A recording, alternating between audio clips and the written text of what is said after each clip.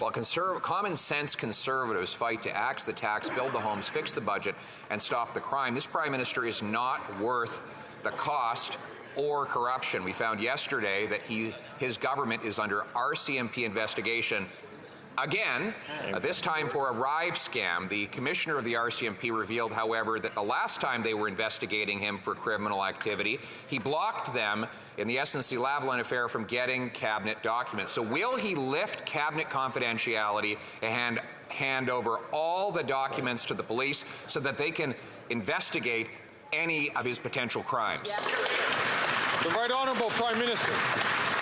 Mr. Speaker, the situation around ArriveCan is obviously unacceptable, which is why authorities are looking into this procurement process.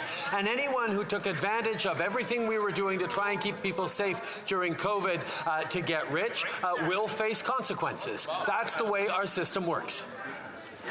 The Honourable Leader of the Opposition.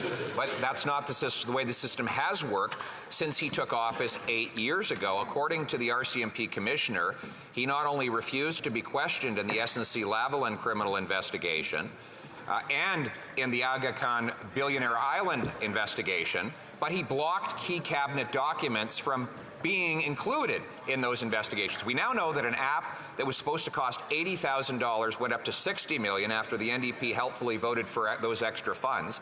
We don't know who criminally benefited from that. So once again, will the Prime Minister waive cabinet confidentiality, turn over all the documents, yes or no?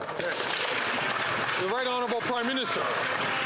The Leader of the Opposition is digging into the past to try and bring up things that were settled many years ago. But if he really wants to talk about the past, he should talk about the fact that the Conservative leader was at Transport Canada working hand in hand with the minister as the founders of the company involved in ArriveCan were getting millions of dollars in contracts from the department he was working for. Mr. Speaker, we are taking seriously any concerns around procurement. Authorities are looking into it. There will be consequences for anyone who took care of our COVID protection efforts to get themselves rich.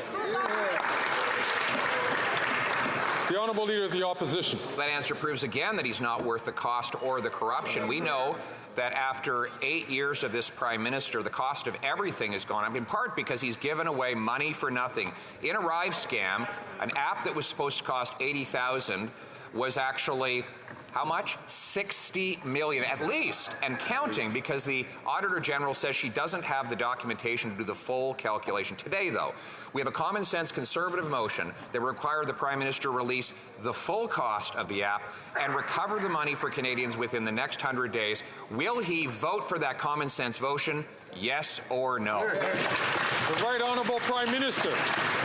Mr. Speaker, we see the Leader of the Opposition choosing to fling mud on a question that I've said is unacceptable. The authorities are looking into it. But he doesn't want to talk about the housing investments that we're making across the country. He doesn't want to talk about the fact that he voted against dental care that seniors are going to be benefiting from as of May. He doesn't want to talk about childcare. He doesn't want to talk about Ukraine. He doesn't want to talk about all the things where Conservatives are out of line with Canadians. We're going to continue focusing on the things that matter to Canadians every single day.